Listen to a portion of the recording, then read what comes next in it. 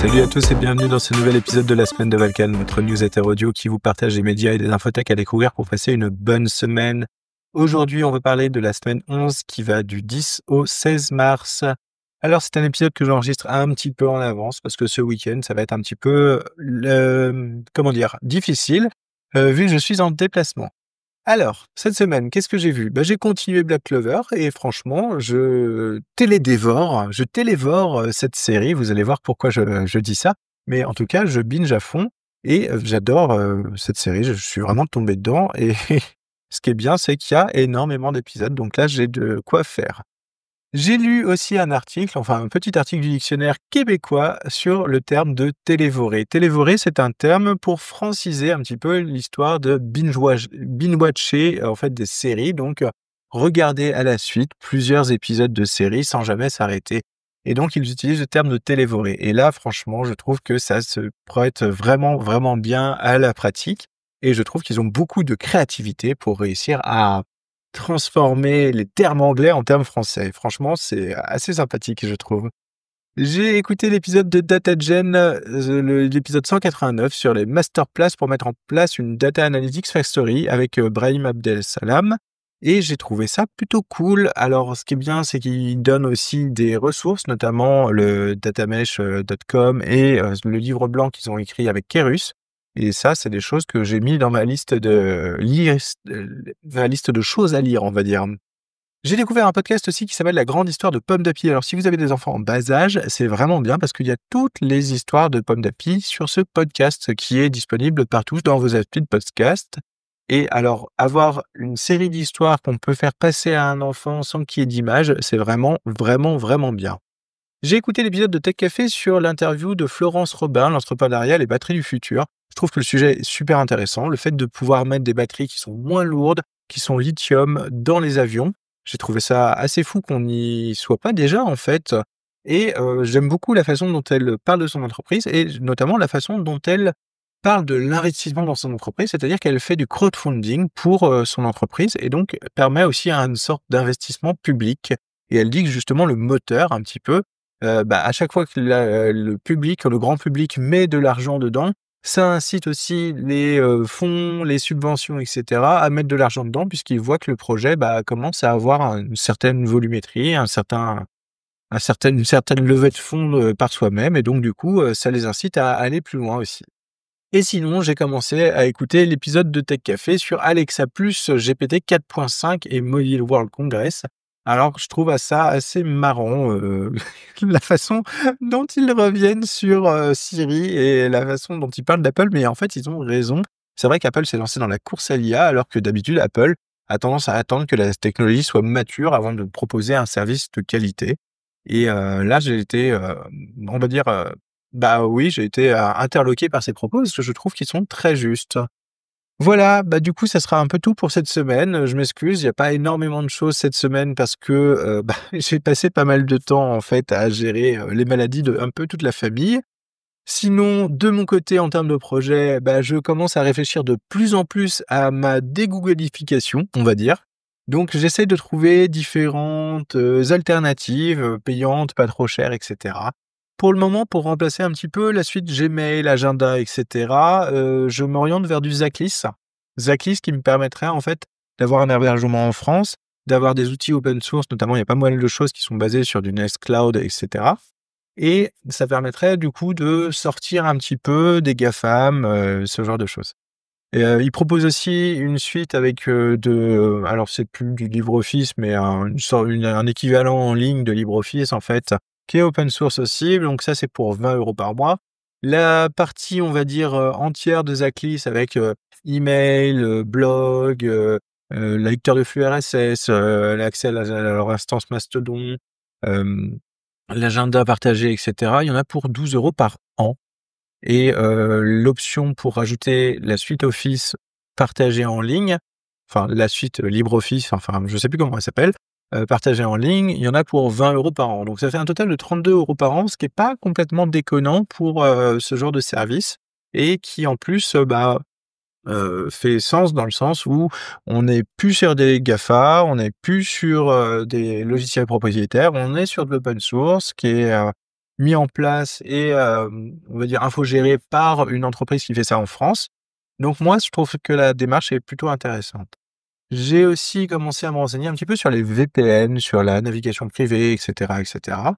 On m'a conseillé Mulvad VPN, donc un petit VPN coûte 5 € par mois et qui permet justement d'avoir, VPN, donc de se connecter, à différents points, ailleurs. J'ai pas encore testé, il va falloir que je fasse ça, faut que je trouve un cas d'usage. Et sinon, je tenais à remercier énormément Christophe, sur le forum sur le Discord de la JDR Academy, qui m'a donné l'accès à une plateforme de test de N8N, qui me permet justement d'automatiser les flux et ce genre de choses.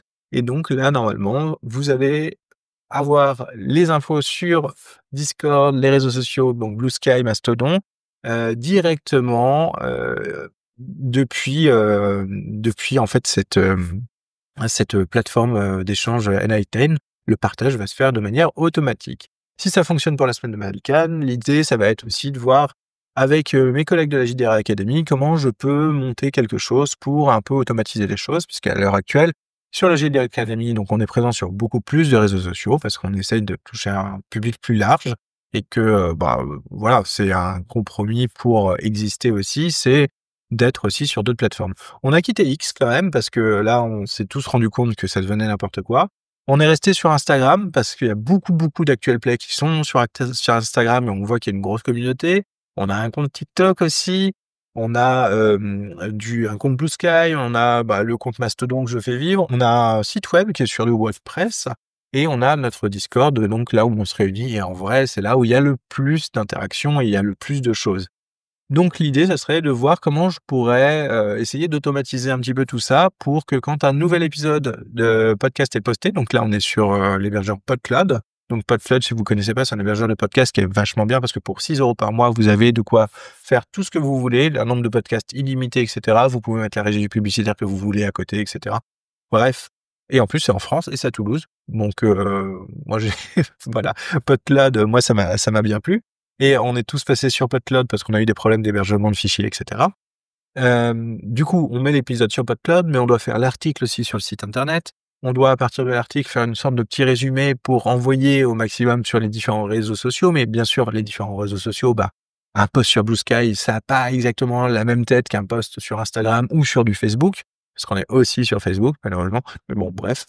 Heu donc, il y a peut-être des choses à voir, voir comment je pourrais automatiser ça, voir s'il y a moyen de plugger ça à différents peut-être avec un petit peu d'IA pour justement faire des synthèses de texte. Parce qu'au final, l'IA, comme c'est un robot, comme c'est un outil, comme c'est de l'algorithme, en termes de référencement, comme c'est une suite de règles à suivre pour être à fond dans les clous, ils font ça très, très bien, les outils IA, en fait, de prendre un texte et de le rendre, ultra SEO compatible, c'est une de leurs grandes forces. Donc pourquoi pas essayer de faire ce genre de choses?